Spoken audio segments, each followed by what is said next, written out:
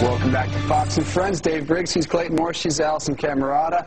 We're going to head to Afghanistan this morning. One of the biggest obstacles in front of the U.S. troops there in Afghanistan is the opium trade. The Taliban is using it to intimidate the population. Joining us from Helmand Province is Geraldo Rivera. Good morning to you, Geraldo. Tell us what you've seen during your days there in Afghanistan. Hi, Allison, Dave, and Clayton. Yes, in some ways, the Marines' brilliantly executed invasion of Marja, this town in the middle of Helmand Province, was the easy part. The hard part now is governing this province, a province, as you suggest, that has become addicted to opium in many, many ways. That is the principal crop that is being grown here. The Taliban lend the farmers the money.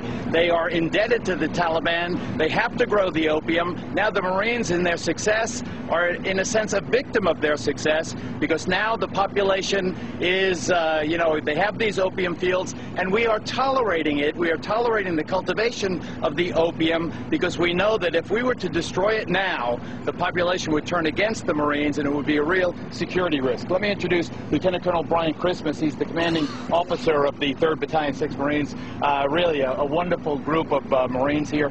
I know that you care deeply about this contradiction, the fact that here you have one of the best fighting forces in the world ever mounted, and in a sense you're watching as this opium is being grown. I know it grinds at your gut. How do you deal with it? What are you doing about it? Well, frankly, this is part of their culture. So while it might grind in my gut, it's what they do. We provide them security, we're providing them resources, and we're providing them alternatives. And the alternatives are different crops to grow. They're getting the seed and the fertilizer to do it. They can rotate any of their crops that they want. If they want to get rid of their wheat and grow cotton for the winter, they can do that, and we're going to help them do it. So the same thing goes for the poppy. So you think that, we were at the market, and everywhere we go, they're selling these little devices. Take a shot at this, Greg.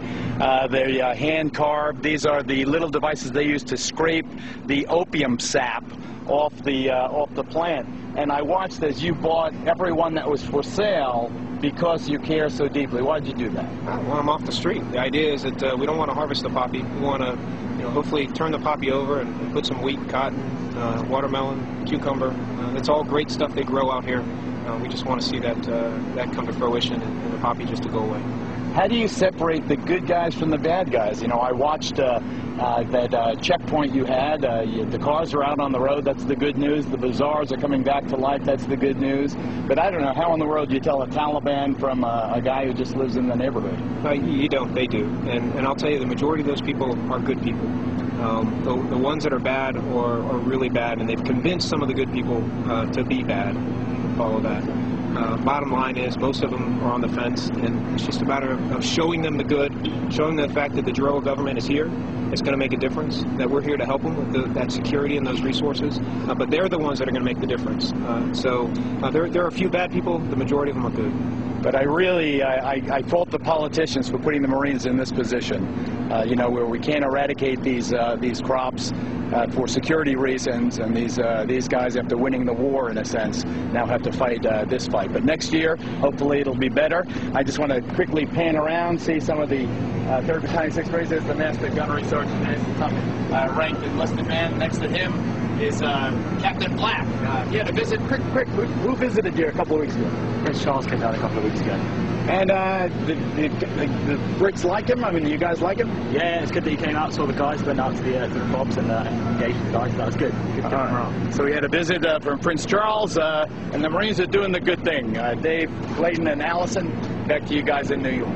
Thank you so much, Geraldo. Thanks so much. I mean, he just explains it better than we can ever read in any paper, what a dilemma it is with the opium trade. And they make so much money off the opium per yard there. They make so much money compared to those other crops. So it sounds great in theory, and Geraldo says this predicament that these politicians have put these guys in to have to tell them, hey, make a lot less money than the heroin you could be making with the poppy. And they can't destroy it. Right. What a difficult position. All right, in the meantime, I do have your headlines for you.